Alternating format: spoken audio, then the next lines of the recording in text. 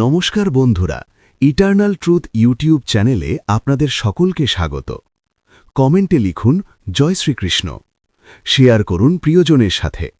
চ্যানেলটিতে যদি নতুন হয়ে থাকেন সাবস্ক্রাইব করুন আরও নতুন নতুন গল্পের জন্য। আজকের আধ্যাত্মিক কাহিনী।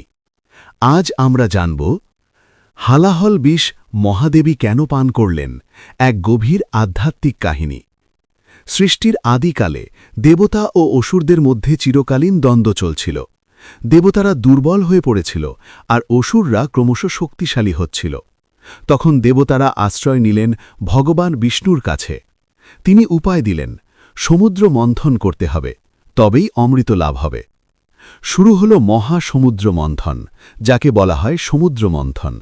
মন্দার পর্বত হল মথনদণ্ড, আর বাসুকী নাগ হল রজ্জু।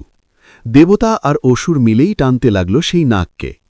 কিন্তু হঠাৎ করেই সমুদ্র থেকে বেরিয়ে এলো এক ভয়ঙ্কর কালো বিষ, হালাহল। এই বিষ এতই শক্তিশালী ছিল যে তার এক বিন্দু স্পর্শেই পুরো সৃষ্টি ধ্বংস হয়ে যেতে পারত। দেবতারা ভয়ে কাঁপতে লাগলেন, অসুররাও পিছিয়ে গেল। তখন সবাই একসাথে স্মরণ করলেন মহাদেব শিবকে।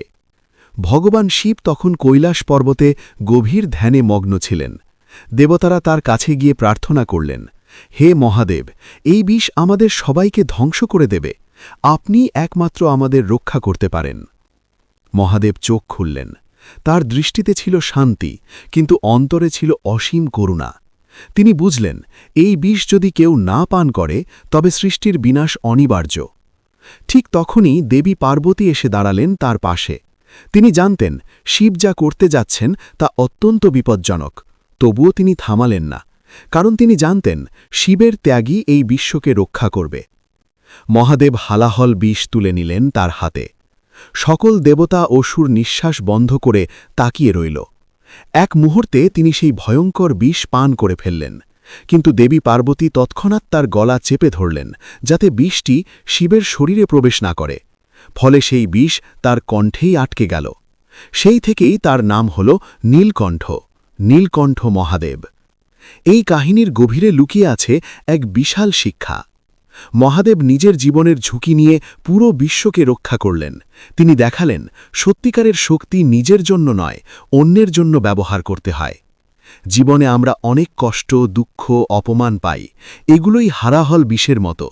শিব শিখিয়েছেন সেই বিষকে নিজের মধ্যে ধারণ করতে হয়, কিন্তু সেই বিষ দিয়ে পৃথিবীকে নষ্ট করা উচিত নয়। শিব ধ্বংসের দেবতা হলেও তার অন্তরে রয়েছে গভীর সহানুভূতি। তাই প্রকৃত শক্তি মানে কেবল ধ্বংস নয়, রক্ষা করাও।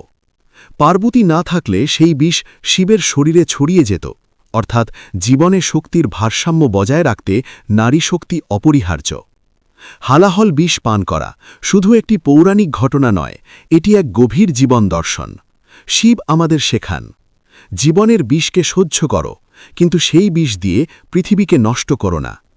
এই কারণেই মহাদেবী হালাহল বিষ পান করেছিলেন, কারণ তিনি শুধু দেবতা নন, তিনি সমগ্র সৃষ্টির রক্ষাকর্তা, তিনি করুণার প্রতীক।